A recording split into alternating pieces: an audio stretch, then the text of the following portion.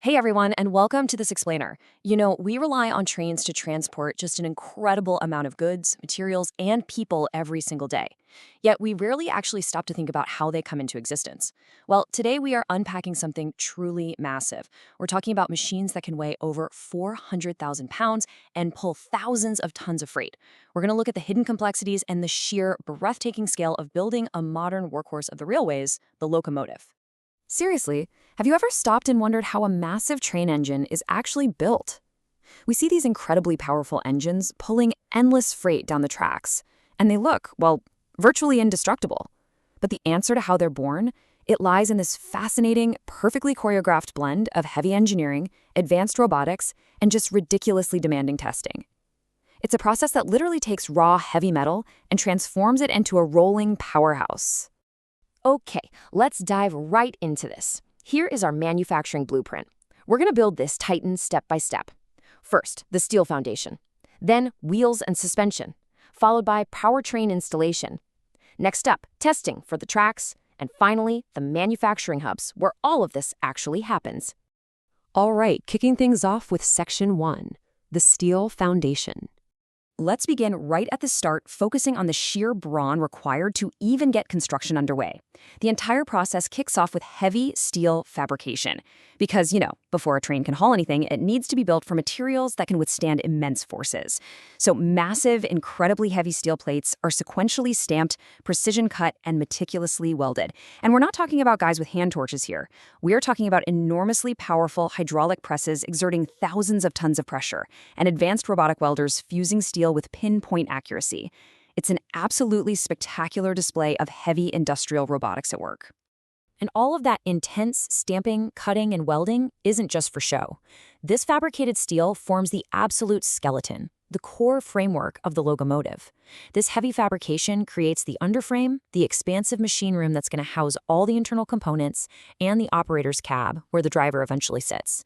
This skeleton is absolutely crucial. It has to be virtually indestructible to withstand the crazy physical forces of pulling miles of heavily loaded freight cars. Think of it as the indestructible shell of our Titan.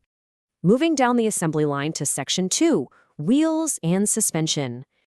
Now that we have our massive steel skeleton, let's look at the base. And what's really interesting about this slide is a term you might not hear every day, the bogie. A bogie is the crucial underlying framework that supports the locomotive's enormous weight. But it doesn't just hold the train up, it also provides the essential suspension needed to keep this incredibly heavy vehicle stable as it hurtles down the railway lines. To give you an idea of the sheer scale we're dealing with, a single bogie assembly can weigh as much as a fully loaded semi-truck. Just one. So, what exactly goes into a bogie? Well, you have the massive steel wheels themselves, the incredibly thick steel axles connecting them, and the complex gear units that will eventually drive them. All of these components are carefully and securely installed onto those heavy-duty bogies we just talked about. This whole setup forms the absolute rolling foundation of our engine. All right, let's give this thing some muscles. Section 3, powertrain installation. We've got the heavy steel skeleton, and we have our rolling base. Now, what kind of Titan are we actually building? For diesel locomotives, the frame is fitted with incredibly powerful internal combustion engines, right alongside huge alternators. These are massive power plants dropping straight into the core of the train. On the other hand, if we're building an electric locomotive, the setup looks completely different. Instead of a combustion engine, the locomotive receives heavy electrical transformers, power converters, and those really large roost-mounted pantographs. Those arms you see reaching up to connect with overhead power lines. So, the crucial point here is how we actually get those steel wheels to turn, regardless of whether the power originates from a roaring diesel engine on board or a high-voltage electric line from above. The driving force right down at the wheel level is fascinating. Powerful electric traction motors are connected directly to the wheel axles. That right there is where all that raw, generated power is finally translated into the forward momentum needed to literally move mountains of freight. But, a locomotive isn't just a hunk of dumb iron. It has a highly sophisticated brain and nervous system. To seamlessly manage all that power, the driver's cabin is meticulously equipped with advanced control systems. And this brilliantly illustrates how it all comes together. To connect those control panels to the massive mechanical and electrical parts we just discussed, workers install literally kilometers of electrical cables. This vast wiring network acts as the nervous system, ensuring the driver has complete, precise command over the engine's incredible power right at their fingertips. Which brings us to Section 4, testing for the tracks. With the brain, muscles, and skeleton fully assembled, you definitely don't just roll it out and hope for the best. Demanding safety and performance tests are absolutely mandatory. Before a newly built locomotive is ever allowed to enter commercial service, it has to thoroughly prove itself. This means taking every single engine out onto dedicated test tracks.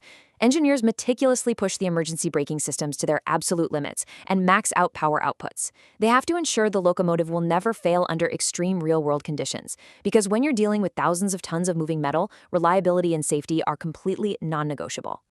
Let's move to our final section and see where this builds. Section 5, India's manufacturing hubs. To truly grasp the massive scale of this whole industry, we have to shift our focus from the how to the where. India plays a central role as a modern birthplace for these railway titans. The country is home to immense, sprawling locomotive factories that just churn out these engineering marvels. We are talking about massive facilities like the Chittaranjan Locomotive Works, the Madhepura Electric Locomotive Factory, and the Diesel Locomotive Works.